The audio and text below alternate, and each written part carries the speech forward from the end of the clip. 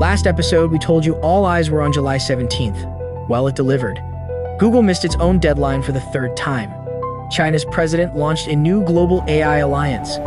Apple briefly became the most valuable company on Earth. And somehow, a robot got decapitated on live stream. This is everything that happened in AI between July 13th and 19th, 2026. 15 stories, 30 seconds each. Let's go.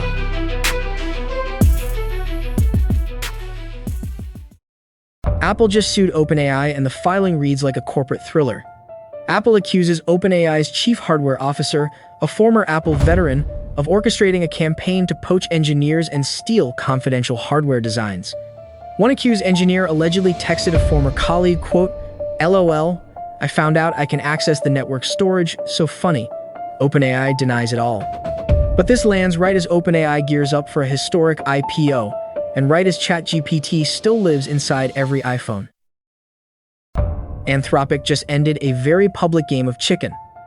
Its flagship model, Fable 5, kept getting free access extensions first to July 7th, then July 12th, then July 19th as competition from OpenAI's GPT-5-6 heated up. On July 18th, Anthropic finally settled it. Max and Team Premium subscribers keep Fable 5 included permanently. Pro and Team Standard users shift to usage credits with a one-time $100 credit to soften the landing. An independent watchdog graded every major AI lab on safety, and nobody passed with honors. The Future of Life Institute's report card gave Anthropic the top score, a C+. OpenAI and Google DeepMind got a C. Meta got a D+. xAI, DeepSeek, and Mistral all failed outright.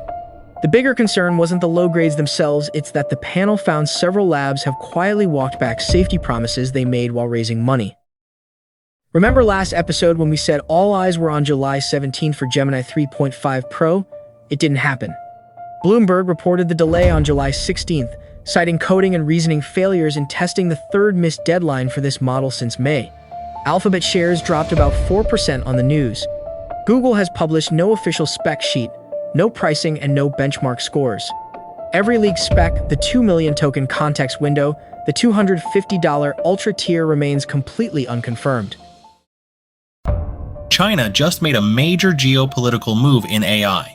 At the World AI Conference in Shanghai, President Xi Jinping announced the creation of the World Artificial Intelligence Cooperation Organization, WAIC, with 29 founding countries including Russia, Pakistan, and Indonesia.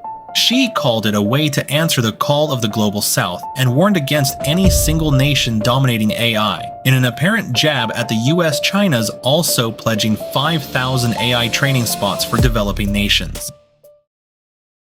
Beyond the politics, WAIC in Shanghai was also just a genuinely massive tech showcase. Over 1,100 international AI companies displayed more than 3,000 products, including over 300 global debuts. The headline, Gadget, an agentic AI smartphone that can reportedly complete multi-step tasks autonomously, instead of just responding to commands one at a time. It's a preview of where consumer AI hardware may be heading next. For a few hours on July 17th, Apple was the most valuable company on Earth. Nvidia shares sank as much as 4.6%, dropping its value below $4.8 trillion, while Apple briefly touched $4.9 trillion. By the closing bell, Nvidia had clawed back the lead by a margin of just $6 billion, practically a rounding error at this scale. It's Apple's first time atop the rankings since April of last year. Behind the Apple-Nvidia drama is a bigger story. The chip trade is wobbling. The Philadelphia Semiconductor Index has fallen almost 19% from its all-time highs this July, as investors reassess how sustainable the AI infrastructure spending boom really is. It's still outperforming Nvidia's own stocks so far this year. But the days of AI chip stocks only going up appear to be over, at least for now. 7 more stories left, including a robot fight that did not go how anyone expected. If this is useful, hit subscribe now so you don't miss next week's recap. Let's keep going. TSMC just posted its best quarter ever. Net profit jumped 77% to a record $22 billion, crushing Wall Street's expectations as AI chip demand keeps surging.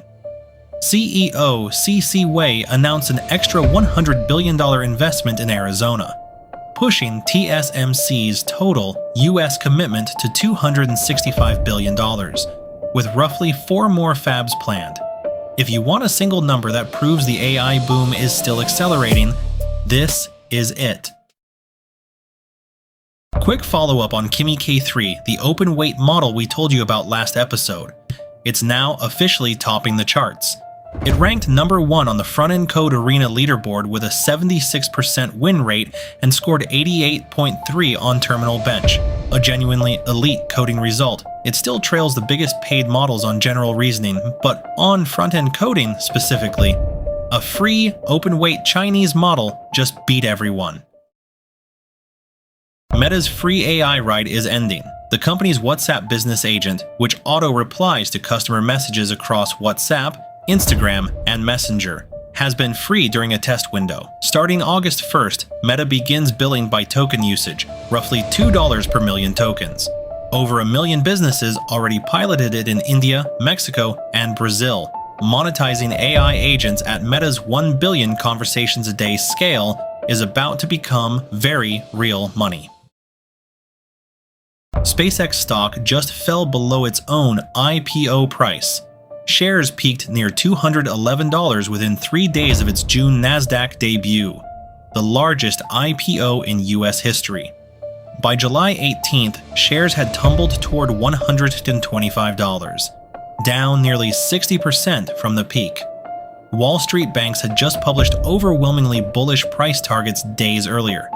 The math on hitting those targets already looked difficult. After this drop, it looks nearly impossible. China's humanoid robot leader is about to go public. Unitree Robotics is finalizing pricing for a Shanghai Star Market listing, reportedly aiming to raise around $618 million at a valuation near $5.9 billion. It would be the first pure-play humanoid robot company on any public market. Unitree shipped over 5,500 humanoid units in 2025 alone, more than rival figure has shipped in its entire history, with its cheapest model starting around $16,000. And here's the story that broke the internet this week. At a combat tournament in Shenzhen, 2 humanoid robots fought each other, and one was literally decapitated on stage. Footage of the moment went viral within hours, with even government social media accounts sharing it. The competition, hosted by robotics company Engine AI, comes right as experts and political leaders have been raising alarms about the dangers of so-called killer robots.